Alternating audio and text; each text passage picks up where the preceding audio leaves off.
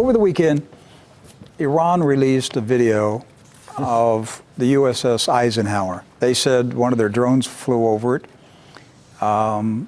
Yeah, if you look at the footage and you don't do any investigation, you are kind of jaw-dropped about how close they got to this. This is crazy. I guess YouTube is shutting us down right now for showing this video. It might be. Who cares about YouTube? So, yeah, this looks like... You can see the sailors on the deck. You can actually make out the actual inscriptions on the planes. Look at that. That's how close that drone was. That's an Iranian drone flying over the USS Eisenhower. And of course, the implication was that they did this just within recent days, that they flew this drone over. Is that true? No, I was able to look up the maintenance record for the Dwight D. Eisenhower, and it's at Norfolk, Virginia right now. Norfolk. How do I say it? You got to say Norfolk. Norfolk. It's at Norfolk, Virginia. Norfolk, Virginia. But I lived there for a while. It's Norfolk. I defer to you. You're the expert on the lingo with it. But they come back to rearm. They were in the region, along actually by the Strait of Hormuz in 2016. And of course, they could be redeployed to that region, but the footage itself made it appear that they're there right now. Okay, so if Iran did that in 2016, that means that they had the capability over 2.5 years ago. Right. And we're just finding out about it now. Yes. That's the real truth behind the truth here. I know the media is going to say, oh, that's old. The Iranians are fooling you. That's old video. Still there. Yes. They're showing us now what they were capable of doing 2.5 years ago. And if they can fly a drone over the Dwight D. Eisenhower, they can also hit it with a drone. They can hit it with an explosive drone, for example. These are the Iranians. They don't have cruisers and frigates, but they do have drones and little patrol boats, which we can use for war. The little patrol boats. Yes. The little inflatable dinghies that just come up to a ship at night with a bomb in it. Right.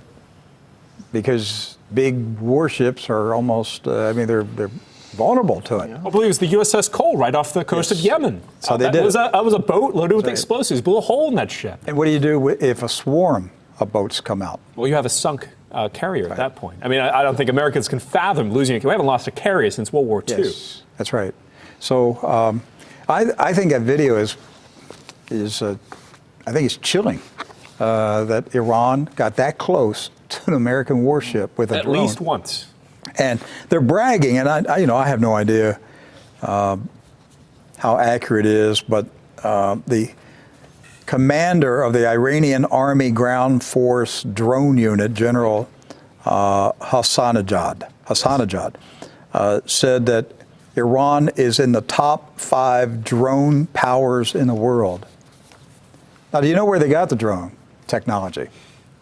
Well, I'd say us. Then they were forced landing of one of our drones to be about 4 or 5 years ago at this point. They took control. They electronically took control of one of our drones and brought it down and then reversed engineered it.